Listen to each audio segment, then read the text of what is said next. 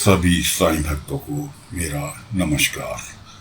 ओम साई राम, ओम साई राम, ओम साई राम। साथियों, कथा प्रारंभ करते हैं। आज की कथा एक विशेष रूप लेने जा रही है। दोस्तों, निवेदन है, जो भी हमारे चैनल को देख रहे हैं, इस कथा को अंत तक सुने। अगर आप बाबा पे विश्वास रखते हैं, इस कथा को आप अंत तक सुने। तो दोस्तों, बाबा निकल गए जंगल की ओर। बाईजामा प्रतिदिन जा रही हैं उनके लिए खाना लेकर, लेकिन वो किसी ना किसी बहाने बाईजामा को गायब करके खाना वहीं रह जाता है जंगलों में, जिसे बाबा ग्रहण करते हैं और बाईजामा को वापस उन्हें उनके घर तक पहुंचा देते हैं। इस चीज को चलते हुए महीना गुजर चुका है, लेकिन बाबा वापस आने का नाम नहीं ले रहे। इधर कुलकर्णी ने अति कर रखी है। अब गांव वाले बाबा रहे नहीं, बाबा द्वारकामाई में है नहीं, बीमार हर कोई पड़ता है। अब जो भी बीमार पड़ा तो मजबूरी में कुलकर्णी के पास जाएगा। दवा के बदले उल्टी सीधी रकम मांगना, जो गांव वालों के बस के बाहर की बात। किसी से उसकी गाय गिरवी रखवा रहा है, किसी से उसकी जमीन गिरवी रखवा रहा है। जैसा जिसका रोग वैसे उसकी धरोहर उसने अपने पास कब्जा ली। यहाँ तक कि नौबत आ गई कि लगभग 75% गांव वाले उसके कर्जे में दब गए। अब खेती किसानी वालों के पास नाज, अन्न, सब्जी सब चीज होती है, पैसा नहीं होता। पैसा उनको केवल एक ही बार साल में मिलता, जब उनकी फसल बिकती है। तो बेचारे बड़े दुखी। बाबा है नहीं, क्या करें। उधर माधव की पत्नी मास्टर जी की प्रेग्नेंट है, उसकी डिलीवरी का वक्त आ रहा है और अचानक उसको दर्द उठना चालू हो जाता है।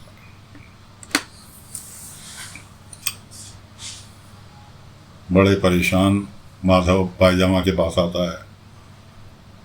बाईजामा, पाटिल जी दोनों उसके घर पहुंचते हैं। किसी को भी, दाई भी बुला रखी है, लेकिन दाई के भी समझ में नहीं आ रहा कि कैसे दर्द बंद होगा।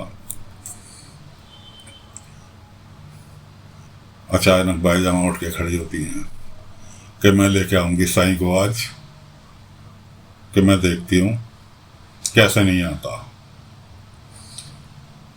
शाम का वक्त है, अंधेरा हो चुका। बाईजामा ने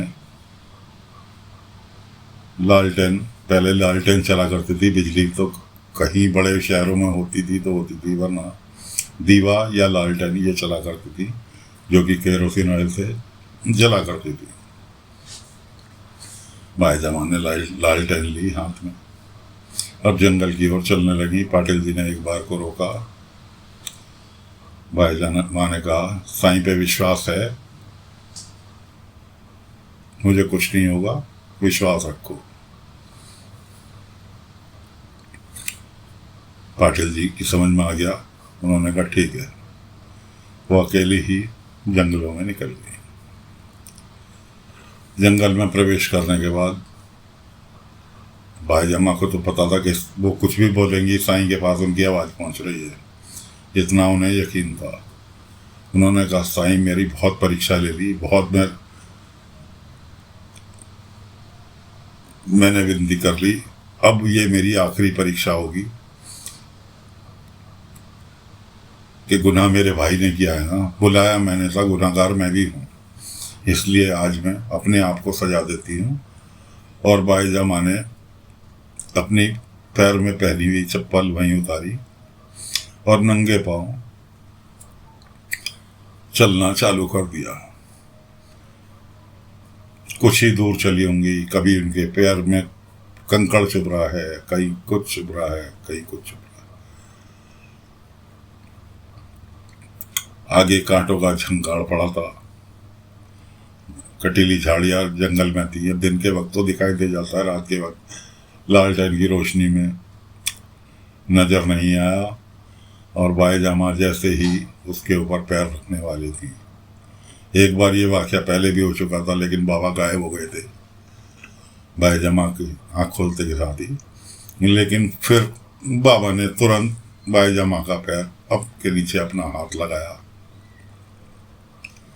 और उनके पैर में कांटा चुभने से बचा दिया। बाबा गायब भी हुए, हम भाई जमा के सामने प्रकट हुए।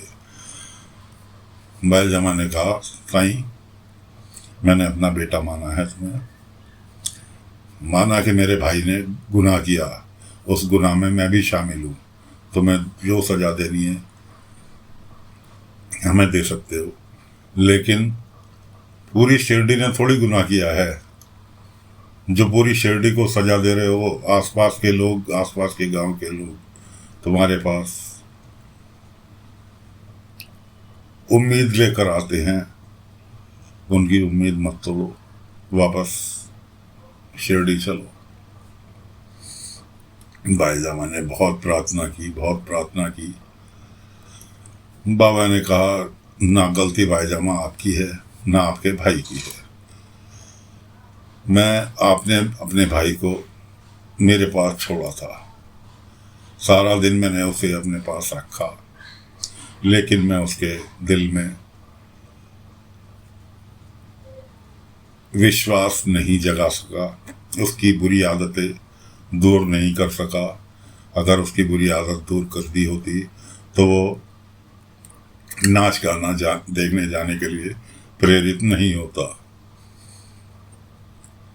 पहले के ज़माने में ये नाचने वाली तमाशा लगाती थी, तो उनके पास जाना भी एक गुनाह हुआ करता था कि नाचने वाली के पास जाता है। तो इस तरह से कि मैं उसके दिल में श्रद्धा सबरी नहीं जगा पाया कि गलती मेरी है, इसमें आपकी गलती नहीं है, उसकी गलती नहीं है। आपने तो मेरे पास छोड़ा था, मैं उसका हृदय परिवर्तन नहीं कर पाया, गलती मेरी है ये। और फिर भाई जामा ने बताया ऐसे ऐसे माधव की पत्नी भामा को डिलीवरी हो रही है, दर्द बंद नहीं हो रहा, बहुत बुरी हालत है और तुम्हारी ज़रूरत है, क्या करना है अब तुम बताओगे। बाबा ने कहा, भाई जामा मैं शिरडी वापस आ रहा हूँ, बहुत जल्द आ रहा हूँ, आप जाओ माधव से जाके कहो कि भामा को लेकर द्वारका माई पहुंचे और वहीं मेरा इंतजार करें। भाई जमा को संतुष्ट करके बाबा ने फिर अपने चमत्कार के दम पे भाई जमा को वापस शिरडी में पहुंचा दिया, क्योंकि उन्हें पता था कि रात का अंधेरा है, जंगल के अंदर बहुत परेशानी पड़ेगी, आ तो गई है। बाबा ने फिर उनको अपने चमत्कार के दम पे वापस शिरडी पहुंचा दिया। भाई जमा ने जाके माधव को बताया कि ऐसे ऐसे साई ने बोला है, आ रहा है वो, द्वारका माई लेकर पहुंचो। सब जने मिलके चारपाई पे भामा को लिटाकर, आमने सामने था लेकिन था 100-150 मीटर का डिस्टेंस तो था पाठशाला में और द्वारका माई में, लेकर द्वारका माई में जाके भामा को लिटा दिया। भाई जमा के जाने के बाद अब बाबा ने कहा, भाई अब तो शिरडी जाना पड़ेगा, अब मुझे कुछ करना पड़ेगा। समाधि में लीन हुए, ध्यान योग में अपने गए और सीधे अपने गुरु को याद किया, जिन गुरु के दम पर वो शिरडी आए थे, उन गुरु को याद किया कि गुरुवर सबकी सेवा करना चाहता हूँ, पब्लिक में विश्वास पैदा करना चाहता हूँ, सबको एक डोर से बांधना चाहता हूँ, ऐसा विश्वास जो किसी का मरते दम तक ना टूटे। कि अब आप क्या करना है इसका मुझे आप रास्ता दिखाएं। प्रार्थना करने के बाद जैसे ही बाबा आँख खोलते हैं, सामने उनके 3 लकड़ी बिल्कुल ऐसी सुरख आग की तरह दहकती हुई उनके सामने नजर आती हैं। बाबा ने गुरु को अपने शुक्रिया अदा किया कि गुरुवर आपकी मार्गदर्शन के लिए बहुत बहुत शुक्रिया। बाबा ने जैसे ही उनको जलती हुई लकड़ियों को, सुरख कोरी हुई लकड़ियों को हाथ लगाया, वो लकड़ी में तब्दील हो गई। उन्हें लकड़ियों को लेकर बाबा वापस आए द्वारका माई में और सीधे सीधे एक हवन कुंड की स्थापना की।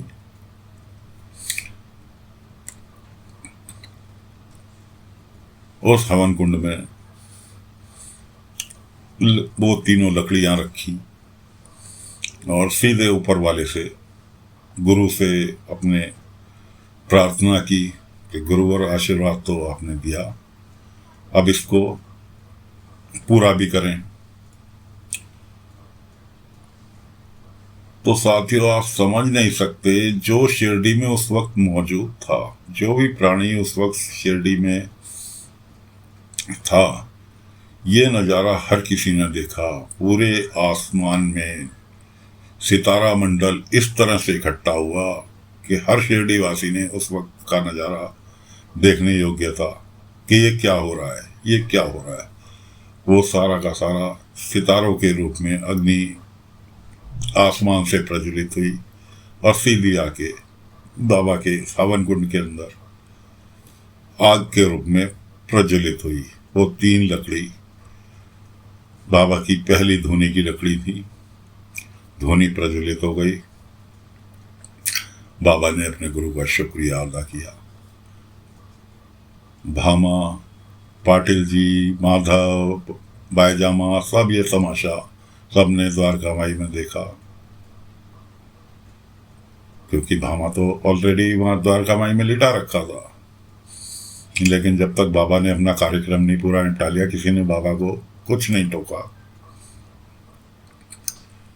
उसके बाद बारी आती है भामा के पास जाने की। बाबा भामा के पास गए, देखा, कोई बात नहीं। गए वापस धोनी के पास, धोनी में से थोड़ी सी हाथ डाला, साइड में राख निकाली और ले जाके भामा के माथे पर वो राख लगा दी। राख का लगाना था, भामा का दर्द भी गायब हो गया। भामा खुद भी को भी स्वस्थ महसूस करने लगी। और पाटिल जी, पाटिल जी, बायजामा, माधव, सब इस चमत्कार को देख के हतप्रभ रह गए। बल्कि माधव ने तो सीधे बाबा के कदमों में अपना सिर रख दिया। बाबा ने उसे उठाया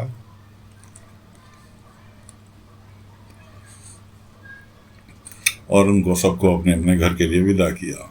दोस्तों, जो ऊदी आज हम लोग इस्तेमाल करते हैं, वो इस तरह से धुनी प्रकट हुई। बाबा ने बोला, ये धुनी मैं रहूं ना रहूं, ये धुनी हमेशा सदियों तक प्रज्वलित रहेगी। और दोस्तों, आज बाबा को समाधि लिए हुए लगभग 125 साल हो चुके। वो धुनी आज तक बरकरार है। हम लोग आज भी शिरडी जाते हैं, उस धुनी को की राख जो ऊदी के रूप में हमें मिलती है, प्रसाद के रूप में ग्रहण करते हैं। वो आज भी औषधि का काम करती है। अब बाबा अगले दिन सुबह अपने बागवानी में लग गए। जो ये लैंडी बाग हम शिरडी में देखते हैं, ये सब बाबा के हाथ का तैयार किया हुआ है। पौधों को पानी वानी दे रहे थे। सामने ही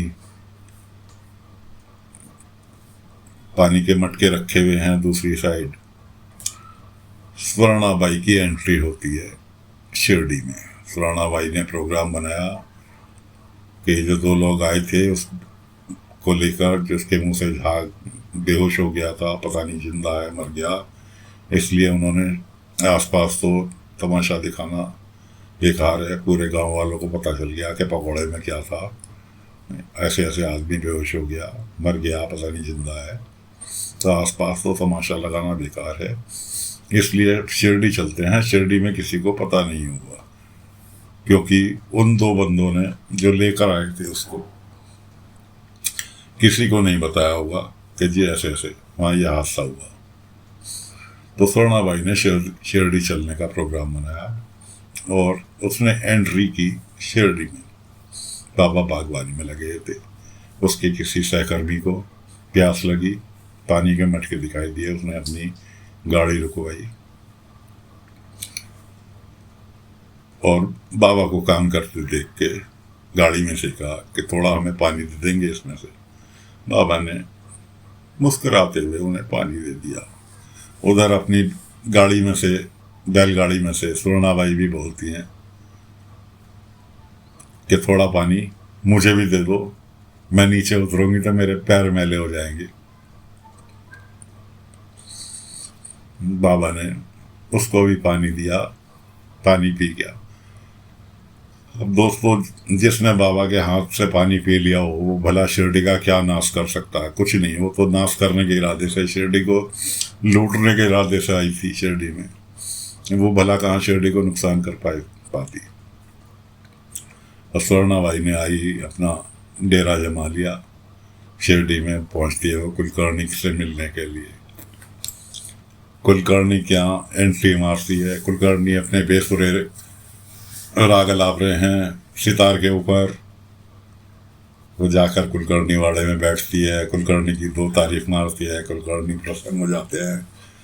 तो दोस्तों, स्वर्णाबाई की एंट्री शिरडी में हो चुकी है। बाबा की धुनी प्रचलित हो चुकी है, जिसका हम लोग आज भी लाभ उठा रहे हैं। आज की कथा यहीं समाप्त करते हैं। अगले भाग में फिर आपके सामने उपस्थित होंगे। तब तक के लिए इजाज़त दीजिए। ओम साई राम, ओम साई राम, ओम साई।